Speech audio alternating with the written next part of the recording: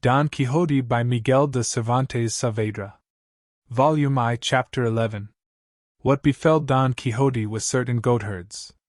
Full size, he was cordially welcomed by the goatherds, and Sancho, having as best he could put up Rocinante and the ass, drew towards the fragrance that came from some pieces of salted goat simmering in a pot on the fire, and though he would have liked at once to try if they were ready to be transferred from the pot to the stomach, he refrained from doing so as the goatherds removed them from the fire, and laying sheepskins on the ground, quickly spread their rude table, and with signs of hearty goodwill invited them both to share what they had. Round the skins 6 of the men belonging to the fold seated themselves, having first with rough politeness pressed Don Quixote to take a seat upon a trough which they placed for him upside down. Don Quixote seated himself, and Sancho remained standing to serve the cup, which was made of horn. Seeing him standing, his master said to him, "That thou mayest see, Sancho, the good that knight-errantry contains in itself, and how those who fill any office in it are on the high road to be speedily honored and esteemed by the world, I desire that thou seat thyself here at my side and in the company of these worthy people, and that thou be one with me who am thy master and natural lord, and that thou eat from my plate and drink from whatever I drink from. For the same may be said of knight-errantry as of love, that it levels all." "Great thanks," said Sancho. "But I may tell your worship that provided I have enough to eat, I can eat it as well, or better, standing, and by myself, than seated alongside of an emperor. And indeed, if the truth is to be told, where I eat in my corner without form or fuss has much more relish for me, even though it be bread and onions, than the turkeys of those other tables where I am forced to chew slowly, drink little, wipe my mouth every minute, and cannot sneeze or cough if I want or do other things that are the privileges of liberty and solitude. So, señor, as for these honors which your worship would put upon me as a servant and follower of knight-errantry, exchange them for other things which may be of more use and advantage to me. For these, though I fully acknowledge them as received, I renounce from this moment to the end of the world." "For all that," said Don Quixote, "thou must seat thyself, because him who humbleth himself God exalteth." And seizing him by the arm he forced him to sit down beside himself.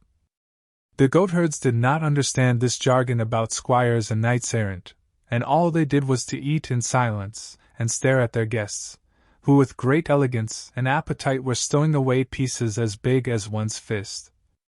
The course of meat finished, they spread upon the sheepskins a great heap of parched acorns, and with them they put down a half-cheese harder than if it had been made of mortar. All this while the horn was not idle, for it went round so constantly, now full, now empty, like the bucket of a water-wheel, that it soon drained one of the 2 wineskins that were in sight. When Don Quixote had quite appeased his appetite, he took up a handful of the acorns, and contemplating them attentively delivered himself somewhat in this fashion. "Happy the age, happy the time, to which the ancients gave the name of golden, not because in that fortunate age the gold so coveted in this our iron one was gained without toil, but because they that lived in it knew not the 2 words, mine and thine. In that blessed age all things were in common. To win the daily food no labor was required of any save to stretch forth his hand and gather it from the sturdy oaks that stood generously inviting him with their sweet ripe fruit. The clear streams and running brooks yielded their savory limpid waters in noble abundance. The busy and sagacious bees fixed their republic in the clefts of the rocks and hollows of the trees, offering without usance the plenteous produce of their fragrant toil to every hand.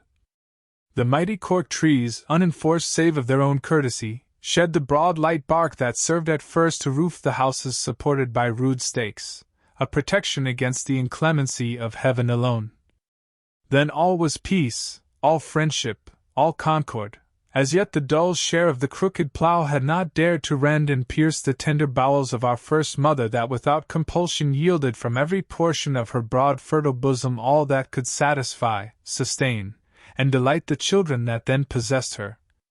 Then was it that the innocent and fair young shepherdess roamed from vale to vale and hill to hill, with flowing locks, and no more garments than were needful modestly to cover what modesty seeks and ever sought to hide. nor were their ornaments like those in use today, set off by Tyrian purple, and silk tortured in endless fashions, but the wreathed leaves of the green dock and ivy, wherewith they went as bravely and becomingly decked as our court dames with all the rare and far-fetched artifices that idle curiosity has taught them. Then the love thoughts of the heart clothed themselves simply and naturally as the heart conceived them, nor sought to commend themselves by forced and rambling verbiage. Fraud, deceit, or malice had then not yet mingled with truth and sincerity. Justice held her ground, undisturbed and unassailed by the efforts of favor and of interest, that now so much impair, pervert, and beset her. Arbitrary law had not yet established itself in the mind of the judge, for then there was no cause to judge, and no one to be judged. Maidens in modesty, as I have said, wandered at will alone and unattended, without fear of insult from lawlessness or libertine assault, and if they were undone it was of their own will and pleasure. But now in this hateful age of ours not one is safe, not though some new labyrinth like that of Crete conceal and surround her. Even there the pestilence of gallantry will make its way to them through chinks or on the air by the zeal of its accursed importunity, and despite of all seclusion, lead them to ruin. In defense of these, as time advanced and wickedness increased, the order of knights-errant was instituted, to defend maidens, to protect widows and to succor the orphans and the needy. To this order I belong, brother Goatherds, to whom I return thanks for the hospitality and kindly welcome ye offer me and my squire. For though by natural law all living are bound to show favor to knights-errant, yet, seeing that without knowing this obligation ye have welcomed and feasted me, it is right that with all the goodwill in my power I should thank you for yours. Full sighs all this long harangue, which might very well have been spared, our knight delivered because the acorns they gave him reminded him of the golden age, and the whim seized him to address all this unnecessary argument to the goatherds, who listened to him gaping in amazement without saying a word in reply. Sancho likewise held his peace and ate acorns, and paid repeated visits to the second wineskin, which they had hung up on a cork tree to keep the wine cool. Don Quixote was longer in talking than the supper in finishing, at the end of which one of the goatherds said, "That your worship, Señor Knight-errant, may say with more truth that we show you hospitality with ready goodwill, we will give you amusement and pleasure by making one of our comrades sing. He will be here before long, and he is a very intelligent youth and deep in love, and what is more he can read and write and play on the rebeck to perfection."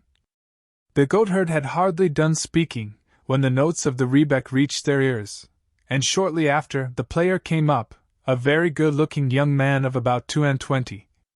His comrades asked him if he had supped, and on his replying that he had, he who had already made the offer said to him, "In that case, Antonio, thou mayest as well do us the pleasure of singing a little, that the gentleman, our guest, may see that even in the mountains and woods there are musicians. We have told him of thy accomplishments, and we want thee to show them and prove that we say true. So, as thou livest, pray sit down, and sing that ballad about thy love that thy uncle the prebendary made thee, and that was so much liked in the town." "With all my heart," said the young man, and without waiting for more pressing he seated himself on the trunk of a felled oak, and tuning his rebeck, presently began to sing to these words.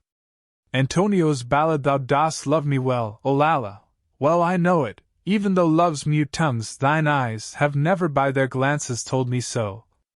For I know my love thou knowest, therefore thine to claim I dare, once it ceases to be secret, love need never feel despair. True it is, Olalla, sometimes thou hast all too plainly shown that thy heart is brass in hardness, and thy snowy bosom stone. Yet for all that, in thy coyness, and thy fickle fits between, hope is there at least the border of her garment may be seen. Lures to faith are they, those glimpses, and to faith in thee I hold, kindness cannot make it stronger, coldness cannot make it cold. If it be that love is gentle, in thy gentleness I see something holding out assurance to the hope of winning thee. If it be that in devotion lies a power hearts to move, that which every day I show thee, helpful to my suit should prove. Many a time thou must have noticed, if to notice thou dost care, how I go about on Monday dressed in all my Sunday wear. Love's eyes love to look on brightness. Love loves what is gaily drayest. Sunday, Monday, all I care is thou shouldst see me in my best. No account I make of dances, or of strains that please thee so, keeping thee awake from midnight till the cocks began to crow, or of how I roundly swore it that there's none so fair as thou. True it is, but as I said it, by the girls I'm hated now. For Teresa of the hillside at my praise of thee was sore, said, You think you love an angel, it's a monkey you adore. Cawed by all her glittering trinkets, and her borrowed braids of hair, and a host of made-up beauties that would love himself ensnare. 'Twas a lie, and so I told her, and her cousin at the word gave me his defiance for it, and what followed thou hast heard. Mine is no high-flown affection, mine no passion par amours as they call it. What I offer is an honest love, and pure. Cunning cords the holy church has, cords of softest silk they be. Put thy neck beneath the yoke, dear, mine will follow, thou wilt see. Else and once for all I swear it by the saint of most renown, if I ever quit the mountains, 'twill be in a friar's gown. Here the goatherd brought his song to an end, and though Don Quixote entreated him to sing more, Sancho had no mind that way, being more inclined for sleep than for listening to songs. So said he to his master, Your worship will do well to settle at once where you mean to pass the night, for the labor these good men are at all day does not allow them to spend the night in singing. I understand thee, Sancho, replied Don Quixote. I perceive clearly that those visits to the wineskin demand compensation in sleep rather than in music. It's sweet to us all, blessed be God, said Sancho. I do not deny it, replied Don Quixote. But settle thyself where thou wilt. Those of my calling are more becomingly employed in watching than in sleeping. Still it would be as well if thou wert to dress this ear for me again, for it is giving me more pain than it need.